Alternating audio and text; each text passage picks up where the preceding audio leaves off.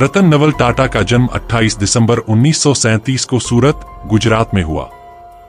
उनका परिवार टाटा परिवार था, जो पहले से ही भारत में व्यापार और उद्योग के क्षेत्र में जाना जाता था। रतन टाटा के पिता नवल टाटा को रतनजी टाटा ने गोद लिया था और उनका परिवार टाटा समूह के संस्थापक जमशेदजी टाटा से जुड़ा हुआ है।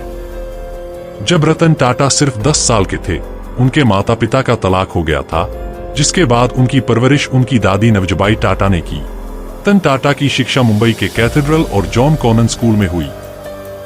बाद में उन्होंने शिमला के बिशप कॉटन स्कूल से अपनी पढ़ाई पूरी की। इसके बाद उन्होंने अमेरिका के कॉर्नेल विश्वविद्यालय से आर्किटेक्चर और स्ट्रक्चरल इंजीनियरिंग में स्नातक डिग्री हासिल की। 1975 में उन्होंने हार्वर्ड बिजनेस स्कूल से एडवांस्ड मैनेजमेंट प्रोग्राम पूरा किया। रतन टाटा ने विदेश में नौकरी के अवसर होने के बावजूद भारत लौटने का निर्णय लिया। 1961 में रतन टाटा ने टाटा समूह में अपनी यात्रा शुरू की। उन्हें टाटा स्टील में शॉप फ्लोर पर काम करने का मौका मिला, जहां उन्होंने मजदूरों के साथ काम किया और जमीनी स्तर का अनुभव प्राप्त किया। यह उनके लिए एक महत्वपूर्ण अनुभव था, जिसने उन्हें नेतृत्व और उद्योग की बारीकियों को समझने में मदद की। पहला महत्वपूर्ण कार्य 1971 में टाटा समूह की national radio and electronics company Nelco घाटे में चल रही थी। JRD टाटा ने रतन टाटा को इस कंपनी का प्रभारी बनाया। रतन टाटा ने नेल्को को घाटे से उबारने के लिए कई महत्वपूर्ण कदम उठाए। हालांकि बाजार की प्रतिकूल परिस्थितियों के कारण कंपनी पूरी तरह से सफल नहीं हो पाई, लेकिन रतन टाटा ने इससे महत्वपूर्ण अनुभव प्राप्त किया। टाटा समूह का नेतृत्व 1991 में JRD टाटा ने रतन टाटा को टाटा समूह का अध्यक्ष नियुक्त किया। उस समय टाटा समूह विभिन्न उद्योगों में फैला हुआ था और रतन टाटा के सामने एक बड़ी चुनौती थी इसे संगठित और वैश्विक रूप से प्रतिस्पर्धी बनाना।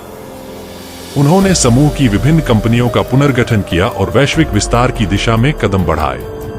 एक जैगुआर और लैंड रोवर का अधिग्रहण 2008 उदास स्माइली टाटा मोटर्स ने 2008 में फोर्ड मोटर कंपनी से British luxury car brand Jaguar और लैंड रोवर का अधिग्रहण किया। यह सौदा टाटा समूह के लिए एक महत्वपूर्ण मील का पत्थर साबित हुआ और इसे वैश्विक ऑटोमोबाइल उद्योग में स्थापित किया।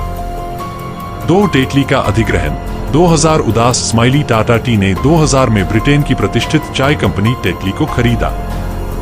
यह टाटा समूह का सबसे बड़ा अंतर्राष्ट्रीय अधिग्रहण था और इससे टाटा टी दुनिया की दूसरी सबसे बड़ी चाय कंपनी बन गई। 3 नैनो कार का निर्माण 2008 उदास स्माइली रतन टाटा का सपना था कि भारत के आम आदमी के लिए एक सस्ती कार बनाई जाए। इस सपने को उन्होंने नैनो के रूप में साकार किया, जो उस समय दुनिया की सबसे सस्ती कार थी। हालांकि बाजार में इसे बड़ी सफलता नहीं मिली, लेकिन यह प्रोजेक्ट रतन टाटा की सामाजिक सोच और दूरदृष्टि का प्रतीक था। 4 Tata consultancy services TCS Ratan Tata के नेतृत्व में TCS ने वैश्विक IT और कंसल्टिंग सेवाओं के क्षेत्र में अग्रणी कंपनी के रूप में अपनी पहचान बनाई। TCS अब टाटा समूह की सबसे मूल्यवान और लाभदायक कंपनियों में से एक है। रतन टाटा सिर्फ एक उद्योगपति नहीं, बल्कि एक समाजसेवी भी हैं। उन्होंने हमेशा समाज और देश के विकास में योगदान दिया है। टाटा समूह की 66% संपत्ति टाटा ट्रस्ट के पास है, जो विभिन्न समाजसेवी और धर्मार्थ कार्यों में लगी हुई है। टाटा समूह ने शिक्षा, स्वास्थ्य, ग्रामीण विकास और विज्ञान में महत्वपूर्ण योगदान दिया है। रतन टाटा ने प्राकृतिक आपदाओं में भी सहायता के लिए हाथ बढ़ाया है। चाहे वह 2004 की सुनामी हो, 2008 का मुंबई आतंकवादी हमला या 2020 में कोविड-19 महामारी, रतन टाटा और टाटा ट्रस्ट ने बड़े पैमाने पर राहत कार्यों में योगदान दिया। रतन टाटा का मानना है कि व्यवसाय का उद्देश्य केवल मुनाफा कमाना नहीं है, बल्कि समाज में सकारात्मक बदलाव लाना भी है। उन्होंने व्यक्तिगत रूप से शिक्षा और स्वास्थ्य सेवा के क्षेत्र में कई परियोजनाओं में योगदान दिया है। उन्होंने कॉर्नेल विश्वविद्यालय और हार्वर्ड बिजनेस स्कूल को भी बड़ी धनराशि दान की है, जिससे वहां के छात्रों को बेहतर शिक्षा प्राप्त हो सके। रतन टाटा को उनके अभूतपूर्व योगदान के लिए कई पुरस्कार और सम्मान मिले हैं। उन्हें 2000 में भारत सरकार द्वारा पद्म भूषण से सम्मानित किया गया और 2008 में उन्हें देश के दूसरे सबसे बड़े नागरिक सम्मान पद्म विभूषण से नवाजा गया। इसके अलावा उन्होंने दुनिया भर में कई सम्मान और पुरस्कार प्राप्त किए हैं। रतन टाटा ने 2012 में टाटा समूह के चेयरमैन पद से सेवानिवृत्ति ले ली, लेकिन वे टाटा ट्रस्ट्स और टाटा सन्स में सक्रिय भूमिका निभाते रहे। उनकी सेवानिवृत्ति के बाद भी वे व्यावसायिक और सामाजिक मामलों में मार्गदर्शक के रूप में कार्य करते हैं। वे युवाओं के लिए प्रेरणा स्रोत हैं और उनके नेतृत्व कौशल और नैतिक मूल्यों को लेकर उन्हें सराहा जाता है।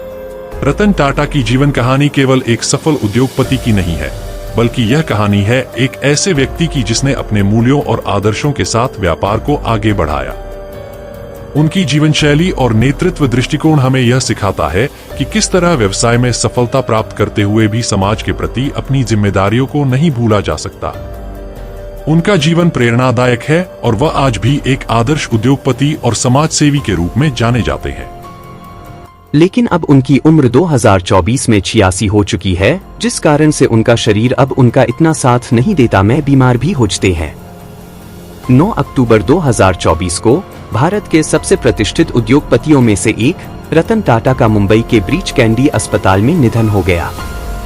वह 86 वर्ष के थे और उम्र से संबंधित स्वास्थ्य समस्याओं के चलते कुछ दिनों से अस्पताल में भर्ती थे।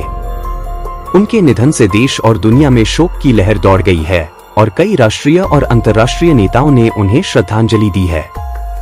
उनके अंतिम संस्कार की पारसी रीति रिवाजों के अनुसार तैयारी की गई, जिसमें उनका शव धोकर पारंपरिक वस्त्र पहनाया गया। आमतौर पर पारसी समुदाय अपने मृतकों को टॉवर ऑफ साइलेंस में रखते हैं, लेकिन आधुनिक समय में पर्यावरणीय कारणों से विद्युत शवदाह गृह का भी उपयोग किया जाता है। रतन टाटा का अंतिम संस्कार भी मुंबई के वर्ली में विद्युत शवदाह गृह में किया गया। उनकी मौत के साथ ही भारत ने एक ऐसे नेता को खो दिया जिसने टाटा समूह को वैश्विक स्तर पर अग्रणी बनाया और साथ ही अपने परोपकारी कार्यों से समाज के प्रति अपनी गहरी प्रतिबद्धता दिखाई।